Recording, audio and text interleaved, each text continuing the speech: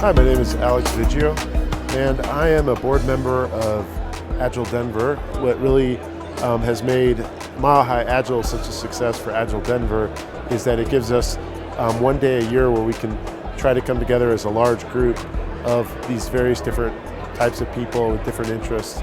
We're pushing 850 or so people, and so there's a lot more diversity, and still if you look out there, there's people mixing, people talking, sharing ideas from different perspectives, and so that I think is what, over the last 5 years with this conference, will serve to strengthen us. Well, I volunteer for Agile Denver because I believe in community, and I believe in being engaged in not just working where I work, but in spreading Agile in the community and across the country. This is fantastic. This is my first year here. I was honored and selected to be a speaker talking about transformation, and when I learned there were 850 people here today, that was just fantastic. I'm just excited to see the enthusiasm and support for this whole Agile effort. The volunteers here have been a lot of fun. And great exposure, some nice networking. I've been talking to people in different companies, and it's a really informal way of saying, how do you like your company? What are your pros and cons? What is your culture? So I'm learning a lot from other people, and if you're looking for another opportunity or just checking out other companies, it's a great place to meet some really fine, smart people. We can find ways to do more one-day events like this. I think that'll be a good thing. I just want to quickly introduce Rod Collins. I do want to start by thanking Frank Vega and others who introduced us to Rod and suggested Rod as a keynote, having seen him speak at some lean Kanban events. So thanks, Frank. But thank you, Rod, for flying out from Houston to join us today. This is our first time doing a lunch keynote as well. We're very happy to have Rod here to represent his perspective. And just real quick, Rod is the Director of Innovation at Optimity Advisors, a national management consulting firm. He's a leading expert on a next-generation perspective on business management. He was formerly the Chief Operating Executive of Blue Cross Blue Shield Federal Employee Program, which is one of the nation's largest and most successful business alliances, which today has over $30 billion in annual revenues. And under his leadership, that business experienced its greatest 5-year growth in its 54-year history. So again, we're very happy to have Rod join us today and kind of give us his perspective coming from outside the Agile community. Thanks, Rod. Thank you. Let us begin our time together by engaging in a thought experiment. Imagine that instead of being in this hotel room, we are in a time machine. And our destination today is to travel back to central Pennsylvania in the early 1700s. Our trip proceeds smoothly enough, but as we almost reach our destination, we encounter the most severe turbulence any of us has ever experienced. After some truly terrifying, gut-wrenching moments, somehow we managed to land safely on the gentle slopes of the 18th century Commonwealth. As we all breathe a sigh of relief, thanking our lucky stars we're still alive, the captain comes on and informs us she has good news and bad news. The good news is, despite the obvious malfunction in our vehicle, we have arrived safely. The bad news, we are 300 years in the past, and we don't have the technology to repair the vehicle. And so the captain informs us, we are all now permanent residents of this 18th century agricultural paradise. So picture this, as you sit here stunned, thinking, this isn't the trip I signed up for. And as you begin to think how you will acclimate to spending the rest of your life in the 18th century, I have a very important question for each and every one of you. How many of you will easily find a job in your current line of work? You see, in the agrarian age, Anyone knows software developers, computer programmers, executives, managers, telemarketers, customer service representatives? There weren't even professional athletes. All of these jobs are products of the industrial age and simply didn't exist in the agrarian age. Well, believe it or not, this is exactly where we find ourselves today. Because you see, in this moment, you realize you're not just in a different time and place. You're in a completely different world with a completely different set of rules. And so it is with us today, with the very sudden and very rapid emergence of the new digital age.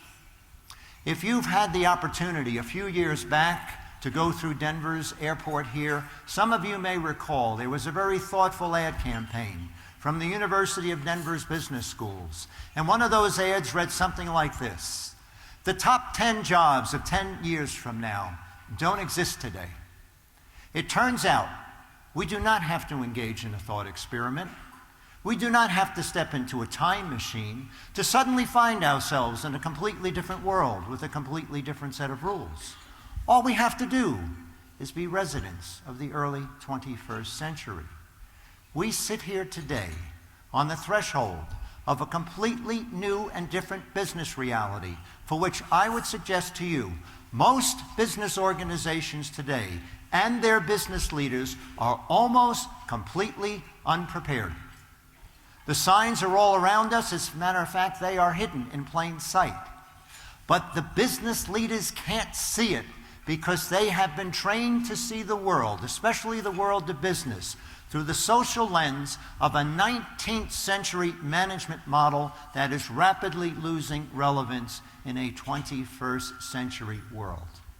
And although they don't see it, they do feel it. And they feel it in this way. Business leaders today are experiencing both an unprecedented and highly difficult challenge. And that challenge is this: the world is changing much faster than their organizations. Every business in every industry, no exception, has been overtaken by an incredible accelerating pace of change that shows no signs of letting up anytime soon. As a matter of fact, I think everyone will unanimously agree it's only going to get faster. We now live in a permanently fast-forward world, which is why I call this new world, with its new rules, that we suddenly find ourselves in the Wiki world. Wiki is the Hawaiian word for quick or fast. And if a business is going to survive today, it has to be designed to move fast.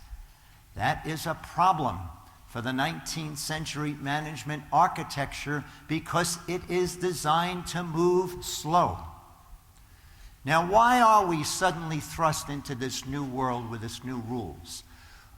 What has come together, especially in the last decade or two, is the unprecedented combination of three factors that have suddenly thrust us into this new world.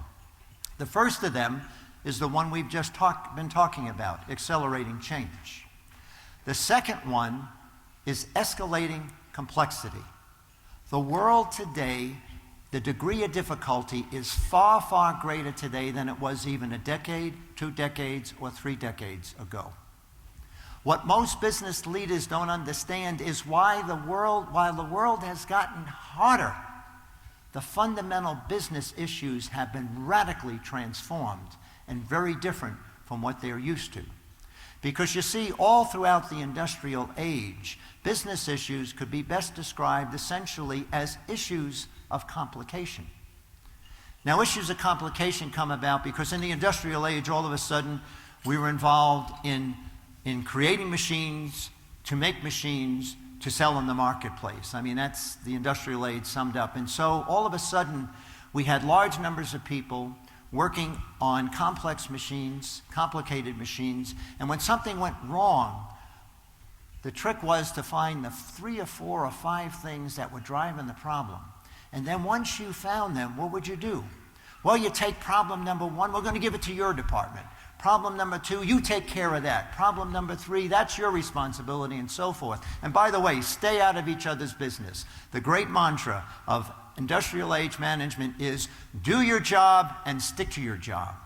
Because one of the fundamental foundations of traditional hierarchical management is what is known as the division of labor.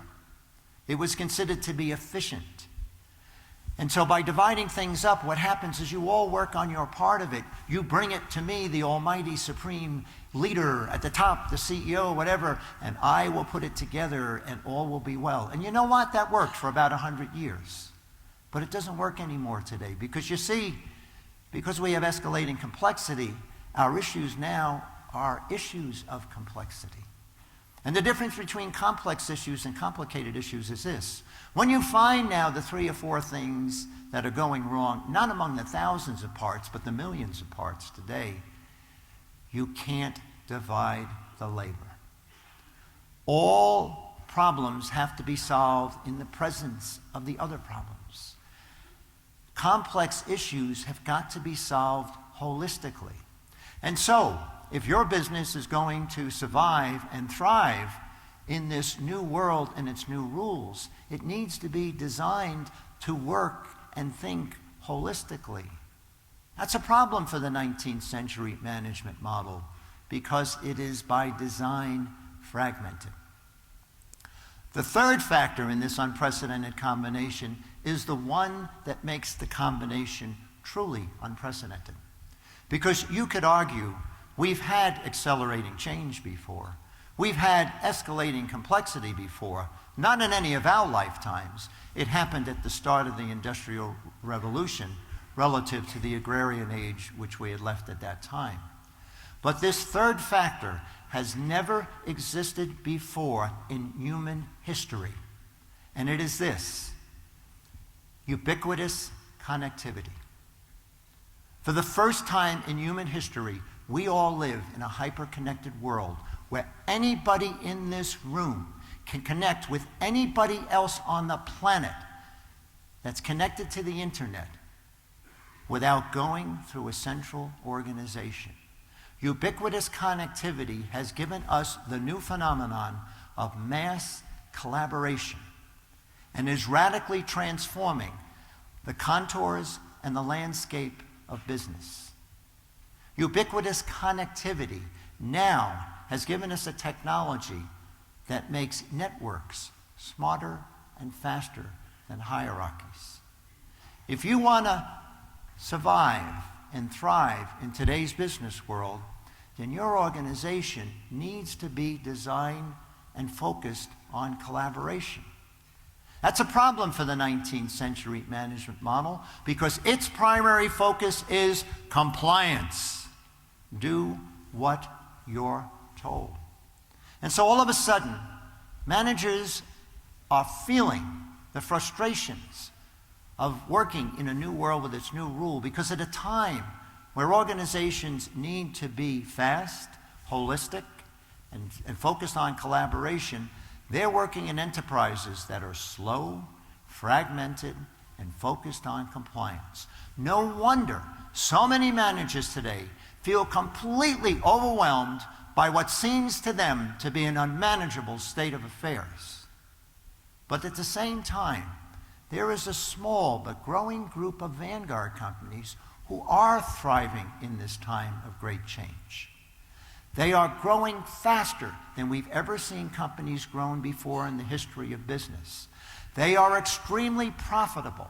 People love working for them, and they're adding to their ranks despite the fact that we've gone through the Great Recession.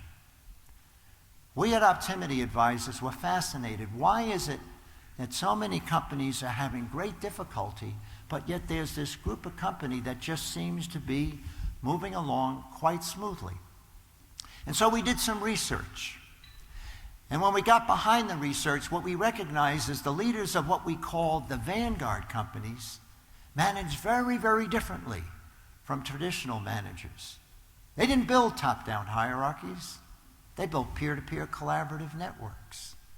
And they designed an entirely different management structure around that. And as we began and looked at that, we called it Wiki management or management for the Wiki world, because it's very different from what those of us who went through MBA programs were taught. Now, these vanguard companies include companies such as Google and Gore, Morningstar, Linux, Wikipedia, Threadless, Lego, and in addition to those companies, it also includes a professional community, the Agile community. You all are practitioners of this new form of emerging management. What we want to focus in on today is you are part of a larger movement that is happening alongside of you. And what we want to do today is outline the connections between the world in which you work and the world of this new emerging discipline of management. And so when we looked at the vanguard companies, we found out that they had 5 disciplines in common. 5 disciplines that are rarely, if ever, practiced in traditional organizations. The first of these is understand what's most important to customers. Now, you may be sitting there saying, no, wait a minute, I thought I was going to really hear something revolutionary. You ask any CEO about customers, and they're going to tell you, our customers are our most important people. And you know what? You'd be right. That's exactly what they would tell you. But they don't have the processes to back it up. It's nothing more than platitude. It's nothing more than lip service. Now, a company that truly understands the importance of understanding what's most important to customers is Lego. And they demonstrated that by their very unusual reaction to a pretty serious security breach. You see, a few years back, they had produced this new online game called Mindstorms. And they were really excited about Mindstorms. They put a lot of work and effort into this. They put it out there into the marketplace, and they were seeing how everybody would react. And it was out there only about 4 weeks before some hacker came in and completely revamped all the programming in the Mindstorms game. Big security breach. So as the people at Lego got together to decide, what are we going to do about this? They began the discussion by noticing 2 things. Number 1, the hacker was not an enemy. The hacker was a Lego loyalist, somebody they knew. But it was the second thing that really caught their attention. His hacking, it made the game a hell of a lot better. So what they decided is, rather than close the security breach, they decided to open it up. And they invited 100,000 Lego loyalists to join their on-staff group of 120 programmers to help them co-create their games. What better way to understand what's most important to your customers than to make them co-creators of what you build? If they co-create it, do you think they're going to the competition? Also, if they co-create it, do you think you will ever lose touch with how their needs are changing and shifting? Online gaming is a rapidly evolving industry. And so by being able to stay in touch with their customers, they're able to keep pace with a changing world. Lego demonstrates what it means to understand what's most important to customers. The vanguard companies, in this focus on customers, are transforming business in 2 major ways. Number 1, they are radically reshifting the fundamental purpose of a business. If you are of my generation, when you went to business school, you learned on the first day of Business 101, the purpose of a business is to create shareholder wealth. And that was an unquestioned and unchallenged assumption. It is why business today is focused and riveted on their financial statements, because that's where all the shareholder wealth is reflected. The leaders of the vanguard companies say absolutely not. The purpose of a business is not to create shareholder wealth. Now, that's not saying they don't think shareholder wealth is important. They do, but they don't think it's the purpose. For them, the purpose of a business is to create value for customers, because they understand the wisdom of a business reality that if you don't have any customers, you don't have to worry about having shareholders. You want shareholder wealth? You create customer value. And on average, the Vanguard companies create more shareholder wealth than those companies who think it's the primary purpose. The second great transformation that they have driven is our fundamental understanding of an organization. Go to any traditional company, ask any traditional leader, who are the members of your organization? And they will whip out the organization chart. The people on our payroll. Because for most people in traditional companies, work is something that is done within the four walls of their business. Most executives are more focused on their position in the company than they are the company's position in the market. And that is dangerous in a fast-changing world. It's also an inhibitor to innovation. If you go ask the Vanguard leaders, who are the members of your organization, they are going to tell you any human being with whom we interact. That's our employees, it's our suppliers, it is our customers, it's our regulators, any human being with whom we interact. When you think that way, you do invite 100,000 customers to help co-create your products. And you never lose sight of your customers. They are a part of your organization. Mass collaboration has given us this capacity for crowdsourcing. On January 2nd, 2001, Larry Sanger met his good friend Ben Corbett for dinner in a small Mexican restaurant in San Diego. It is arguably the dinner that changed the world. Over the course of that dinner, Larry had shared with Ben. Ben was moving to California to accept a new job. Larry had moved there about a year earlier to become the editor-in-chief for this new online venture by the name of Nupedia. And Larry's telling Ben they've had a lousy first year at Nupedia, despite the fact that they had assembled an incredible group of academic experts, put in place a sterling example of the 7-step hierarchical review process that encyclopedias had literally used for over 2 centuries. At the end of 1 year, they had produced a grand total of about 25 articles. At this glacial pace, Larry said to Ben, this online venture may be ready for prime time at the start of the next century. Larry probably wondered if he had made a bad career move joining this new online venture. Well, as Ben empathized with his friend, he asked him, have you ever heard of the Wiki website? Now, of course, you all know what that is, but Larry didn't. So Ben explained to Larry, he said, well, the Wiki website is this place software developers have where they pool their knowledge and they create staple programs, and they're quite prolific and they really are producing some high-quality stuff. This might be the solution for your production problems with your new online company. So Larry thinks about it and says, you know, that makes a lot of sense. So the next day he goes running into his boss's office. His boss is Jimmy Wales, tells him all about the dinner. Jimmy says, you know, I've heard about this Wiki website. Let's go do it. So on January 10th, 2001, the Wiki software is combined with Nupedia, and the academics go ballistic. They say there is no role for the masses in so scholarly an effort as producing an encyclopedia. And besides this, they are insulted and outraged. How dare you expect us to rabble-rouse with the crowd? We are highly trained professionals. We are experts. We are PhDs. And you will not insult us in this way.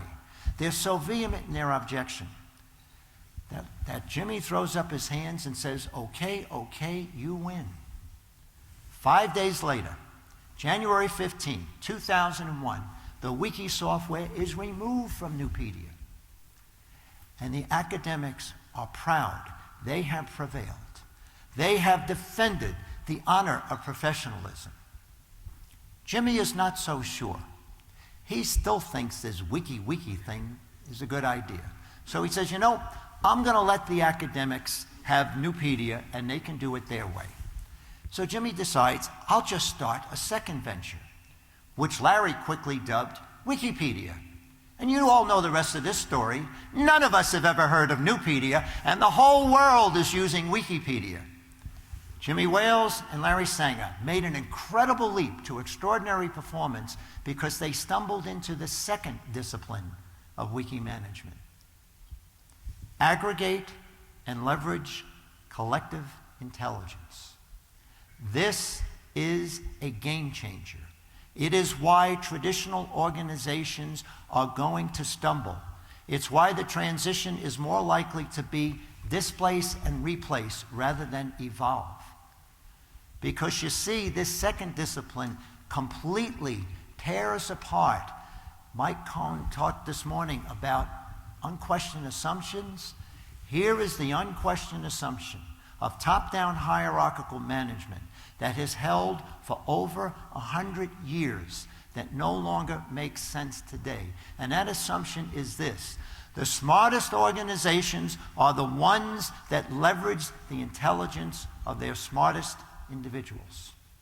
That's why we build command and control structures. Because the theory is the smart people rise up to the top of the rank.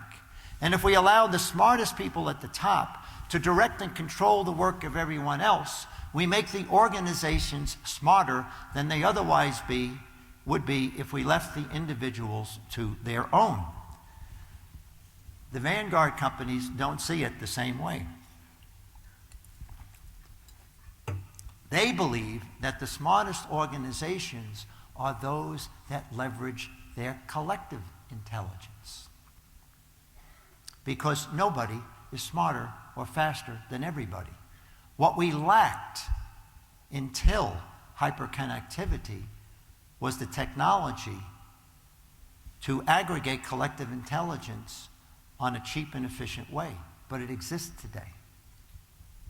In 1998, the last thing the world needed was another search engine.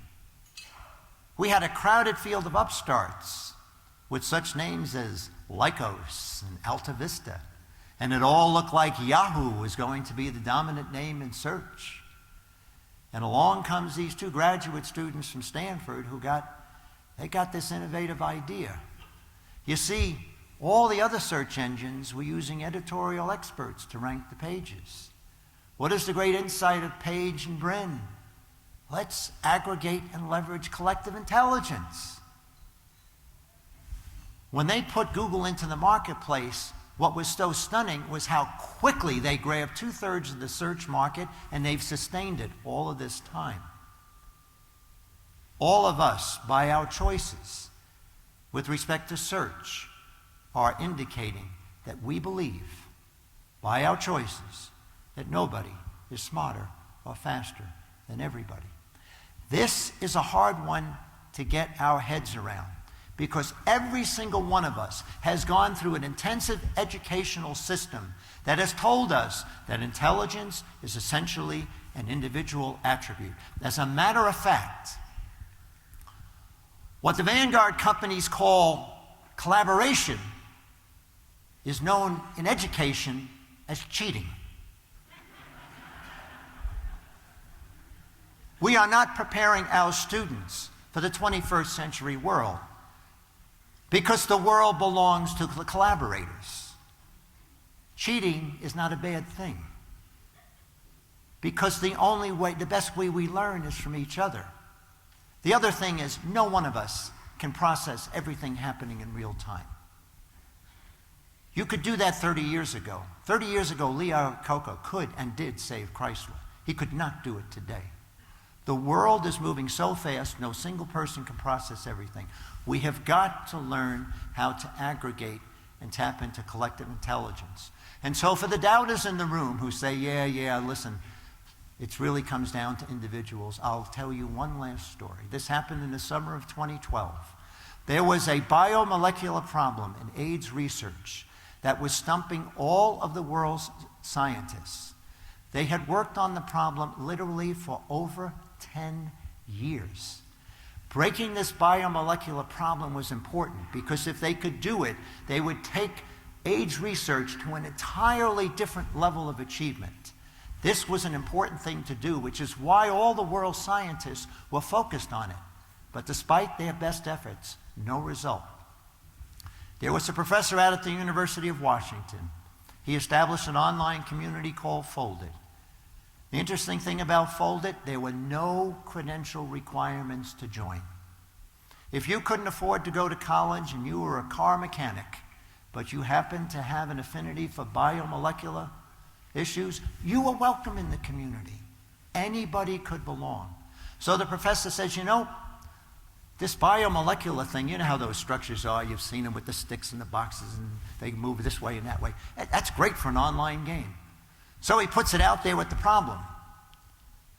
And in 10 days, the Foldit community solved the biomolecular problem. Nobody is smarter or faster than everybody. At the end of the 20th century, Time magazine designated its Person of the Year. It was Albert Einstein, arguably the smartest person who ever lived in the 20th century. I am willing to bet you in this second decade of the 21st century that at the end of this century, when Time magazine, if it still exists, names its Person of the Year, it will be collective intelligence.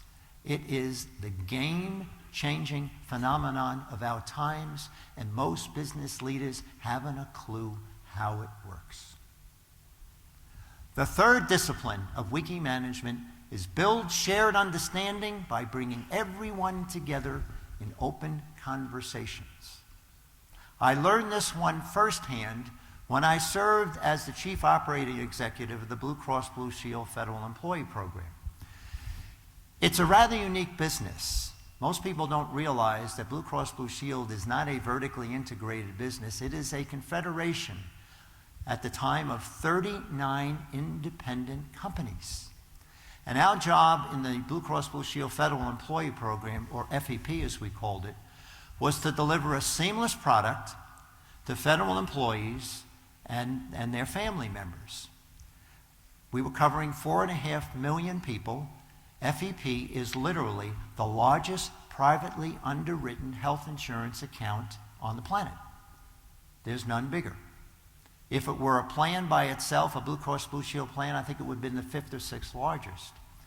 Now, we were having a very difficult time because in the mid to late 1990s, we had endured 2 decades of low growth, low performance. In the 1970s, we had lost 24 points of market share in a year's time. We had gone from 63 down to 39. And most of that was good risks. We almost went out of business in 1981 when we were down to 1 single day's reserves. A health insurer would like to have about 2 to 3 months of reserves. We were on fumes. The dial was on E. Somehow we managed to survive, but over 2 decades we had only recaptured a mere 4 percentage points of that lost market share. We were treading water, and we decided it was time to make a change. We needed to become a high-performing, high-growth company once again. Or enterprise is probably a better way to state it. So as we looked around and said, what are we going to do? We recognized the problem was us and the way we were leading. Because we followed the only management model that we knew. Top-down, hierarchical, command and control management. We barked out directives to these 39 plans, and they didn't follow them. They said, you're not the boss of us. And we realized, well, we're leading an alliance. And for 2 decades we argued, but we're in charge. And they'd say, no, you're not. So we said, if we're going to change this and turn this around, well, we have to learn how to lead by consensus. We have to learn how to lead a network. We have to learn how to lead a business alliance. And you do it very, very differently. And the first thing that we recognized, well, if we can't give directions, how will people all move in concert? And we realized we've got to become experts at building shared understanding. And it must be co-created on a consensus basis. And it must be done rapidly. It was a tall order for us. The way we accomplished that, we invented a meeting process that we called the collaboration work-through. These were 2-day events, but we designed them very, very differently because The most inefficient activity that happens in businesses today are meetings. The way we meet is the debate. That is the form. Walk into any traditional business, there's the conference room. We sit around it. What happens at that conference room? We have agenda. And what do we do with the agenda? We stake out positions. And the idea is whichever position dominates at the end must be the right one. And it creates winners and losers. But the losers don't go home and say, oh, okay, that's that. The losers leave the room and what they say is, I'm going to make like I'm working with them, but I'm going to undercut it. No wonder, 2 decades, low growth, low performance. We don't have everybody working together. So we got to stop that. So we have to stop the debate. And we have to come to consensus within 48 hours. So that was our parameters. And what we did is we designed this meeting format, and we got a microcosm of the business in the room. That's the other problem with meetings. We meet by levels, or we meet by departments. But you never get the whole system in the room at one time. If a vice president ever stumbles into a meeting with staff people, they will be out of there in a heartbeat because they fear they'll reduce their status. So in one meeting, we had senior level executives and we had staff level people. We had every discipline represented, microcosm of the room. Because the idea, if anything comes up here, we don't have to wait for a meeting out there. We can handle everything in the room. The other thing we did is we set up this rule, no debates. And the way we mechanically put that in place is all presentations would be given without interruption. So we'd open with a presentation. And if we had small group work, they would present out. And then after the presentations, you are only allowed to ask clarifying questions. No agreements, no disagreements, no I got a better way. Because that's what destroys the effectiveness of conversation in business organizations. If you only allow clarifying questions, everybody has to listen to each other. We had other mechanics. The way we would come to closure is when groups would report out, they would have all their flip charts, and we would put them on a wall. And we would ask people, find 2 items that look the same, call them out, and we'll reduce this down to a mutually exclusive list. And what happens is, when the context of the dialogue is, how is this different from that idea, rather than how is this better than that idea, you wind up listening to all of the ideas. When I am stuck in how is this better than idea, how is my idea better than yours, I never listen to your idea because I already assume I'm right and you're wrong. If the dialogue is how is this different from that, the only way I can explain the difference is I have to visit both ideas. And the other thing we did is we had discussions about ideas that were closer together rather than at the extremes. And then at the end of these things, the way we came to closure was not through debate, it was through dots. Everybody gets 4 dots. The idea of 1 person, 1 vote's not too good. I like 4 votes per person. It gives you a better reading of the room. It gives you a better way to aggregate collective intelligence. And oftentimes what happens is as a result of the dots, and in some of these, when I've done them with clients, they say, what we have to do is follow the dots, and there's some wisdom to that. Because if you use this exercise, what happens is there'll be a framework of about 4 or 5 items that the dots will coalesce around. And you have a solution that I like to call the elegant set. Because what you'll wind up is you have item A that was important to this political faction, item B that was important to the other political faction that could never get agreement between the 2 of them, and the other 2 or 3 items are the bridges that make the first 2 items work when you put them together as a set. And all of a sudden, in 48 hours, we had 50 or 60 people unanimously agreeing, I can get behind that. That process allowed us to put in new systems, new products. And when we put in systems conversions in a business alliance of 39 different organizations, it was 39 simultaneous conversions. We could put them in on time, on budget, and not a single customer-facing issue. That's the power of shared understanding. The thing about this type of shared understanding that astounded us, and we didn't expect this, is when we first started to do this, we thought, wow, we really have made leaps and bounds, but if you weren't in the room, what's going to happen? We found out it broadcasted out quite easily because the reaction of people who weren't in the room was, wow, that's really well thought out. And looking backwards, we realized why, and that's the power of shared understanding. If your fundamental rule is, I'm going to get all the voices in the room, I'm going to kill a debate, and we're not going to agree until we have unanimous consensus, every voice is represented in the framework. And so when people outside the room hear the solution, they see my voice is represented. I'm on board. And so this ability to build shared understanding, it leveraged itself literally across 39 distributed organizations. It was a big surprise to us, one that we didn't anticipate and only recognized looking backwards. The fourth discipline of Wiki management is focus on the critical few performance drivers. Traditional managers are focused on the wrong numbers. They're focused on the financial statement, profit and loss, earnings per share. Now, I'm not saying that these numbers aren't important. I believe they are. And I'm not saying don't tie compensation to them. I believe you should.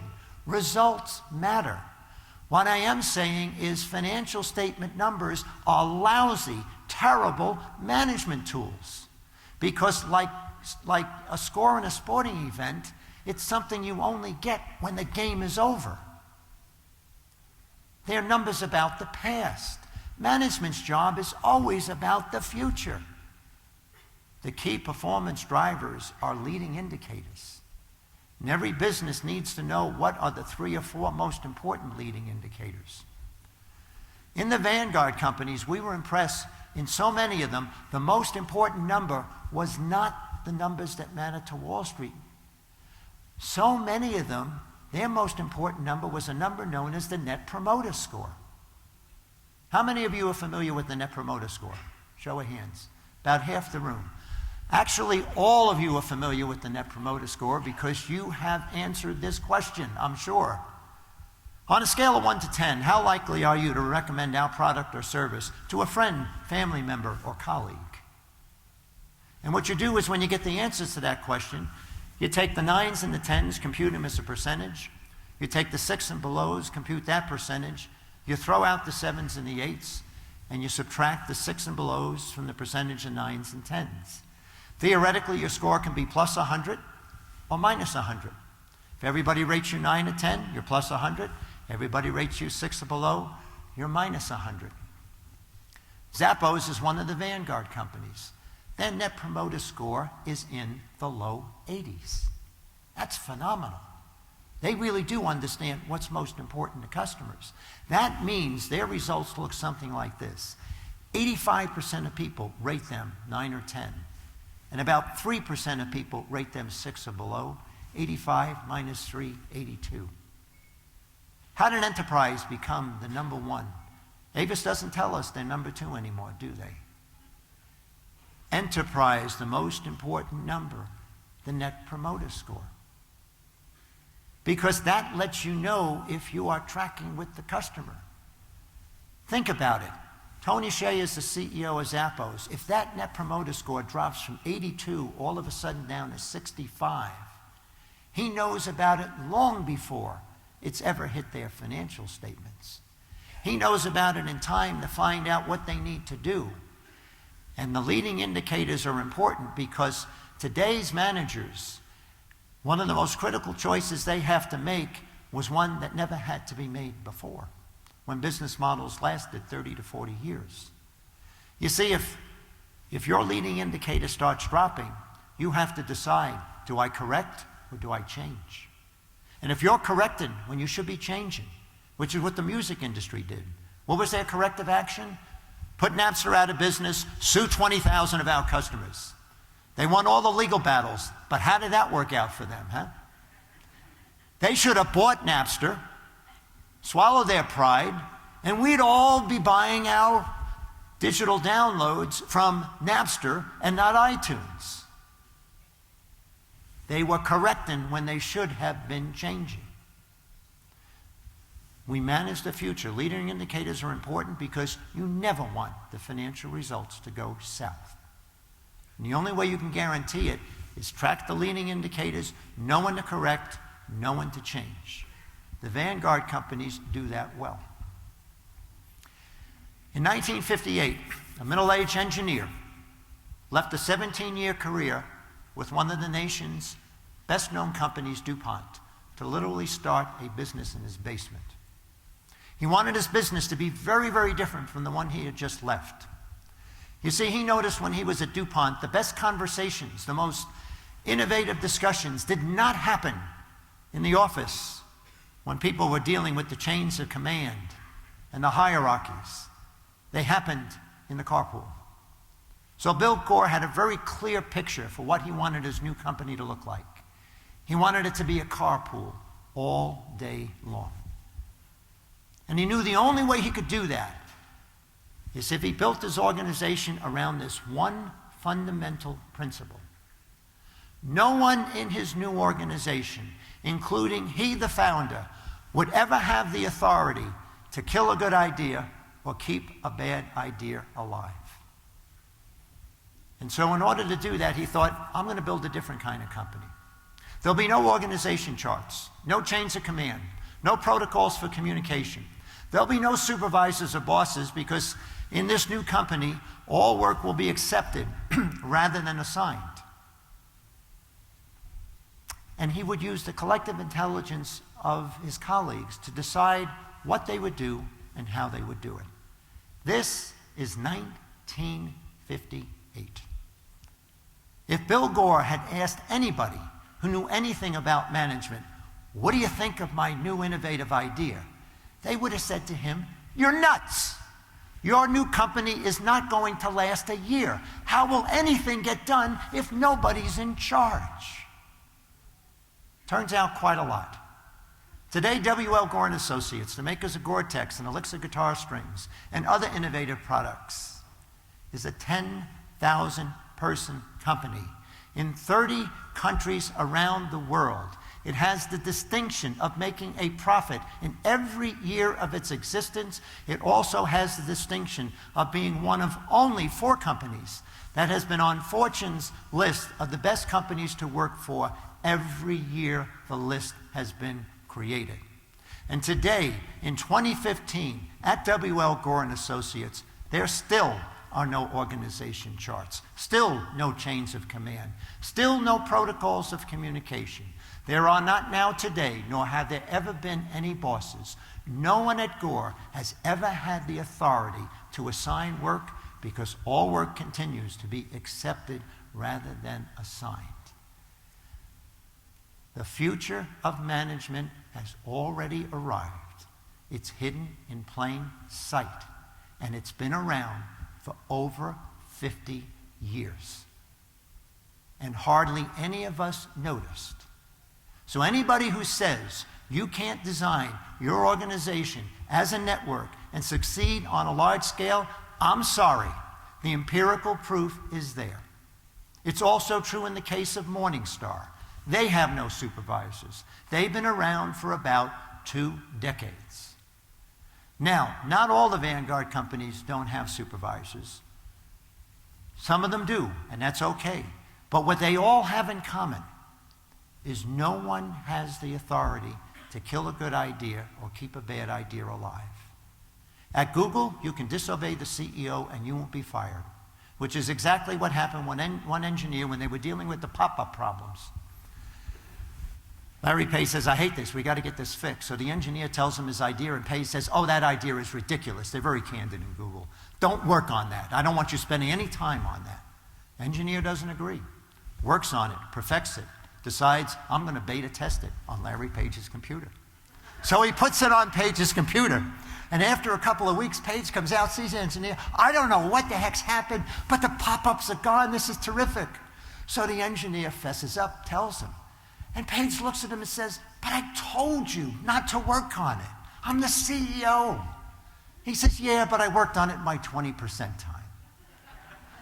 Page and Brin have structured their organization so that they can't kill a good idea, because the 20% time is designed to allow you to disobey the supervisor, because you can't cut innovation. The problem with hierarchies and why they're unsustainable is thousands of people in large organizations have the authority to kill a good idea, keep a bad idea alive, because if you do it, you'll be fired. And the vanguard companies take away the ability to fire people for pursuing ideas.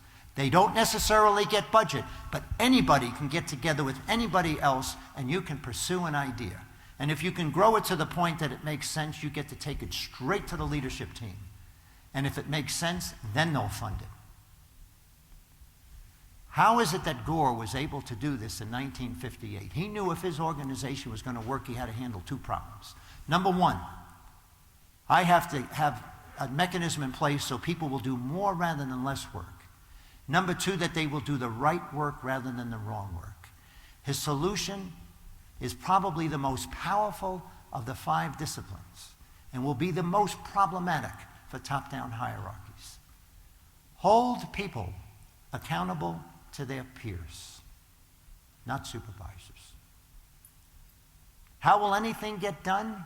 It turns out Bill Gore's model has a higher, more effective level of accountability because he's turned all the workers into mutual customers. So there are no political infighting, because if you don't succeed, I don't succeed. And he put in place the most simple, elegant performance appraisal process on the planet, which most people can do in just a matter of minutes. Anybody who's done performance appraisals know it is, you'd rather watch paint dry than do performance appraisals, okay? I mean, when I walked away from Blue Cross Blue Shield and went into the consulting world, one of the first thoughts on my mind is, no more performance appraisals. But anyway, what he put in place was this. Everybody at Gore rates 20 people, everybody's rated by 20 people. And the mechanic is this. Take your 20 people, rate them from 1 to 20, no ties, in terms of your perception of their contribution to the company, hand it in. We don't ask them about this attribute or that attribute or so on. When Terry Kelly, the CEO of Gore, and Gore has a CEO, it's just that the CEO doesn't get to assign any work. It's there for interacting with the larger world. When they say, well, wait a minute, I mean, you're not getting all the information we need. Her response is, we're getting better information. Number one, it isn't the individual rating that counts. They're aggregating and leveraging collective intelligence. Nobody's smarter or faster than everybody. It's actually more objective than a single person's. I mean, a single person writing things on a piece of paper, we think that's objective? You got to be kidding. Collective intelligence is more objective. And she says, and we're measuring the things that count because you can't know them in advance. And in a fast-changing world, what counts changes over time. By tapping into the collective intelligence in the way we do, all that matters winds up being counted in the mix. It is a highly effective system. It's what they use. And so, if you want to thrive and survive in this new world that we're in, you build a network, not a hierarchy. Hierarchies are doomed because the technology of the world is a network. Customers are organizing themselves in networks more effectively than the businesses, and the businesses are going to have to catch up. Many of you in this audience, I think, need to be thinking about, will you be ready when organizations realize we need people with entirely different management skills? You have the foundation. Some of you, I think, need to challenge yourselves. Will you be willing to step into general management and adapt the fundamental framework you've learned in Agile across the enterprise? Because the whole dynamics of the discipline that is so important to you, you share in common with all of the vanguard companies who have built their form of a network. If you would like to learn more about the vanguard companies and this new management model, Optimity's research has been recently published by the American Management Association through their publishing arm, Amicon Books. The name of the book is Wiki Management, a revolutionary new model for a rapidly changing and collaborative world. When we began our time together, you probably thought that our thought experiment was nothing more than a mental exercise. By now you know it was not. We really have been transported to a new world with new rules. We are all now permanent residents, not of an 18th century agricultural paradise, but certainly of a 21st century hyper-connected world. The science fiction writer William Gibson is oftentimes quoted as saying, "The future has already happened. It's just not evenly distributed. And so it is with management. The future has already arrived. It's just been hidden in plain sight. But it will not be hidden in plain sight very much longer, because the notion that the world is changing much faster than organizations is an unsustainable strategy. And so as you sit here wondering how you will acclimate to this new world and its new rules that you suddenly find yourself in, I ask you to focus in on two things when you look at the vanguard companies. Number one, you will notice that they have achieved higher levels of human performance than most of us ever thought was humanly possible. These are extremely high-performing organizations.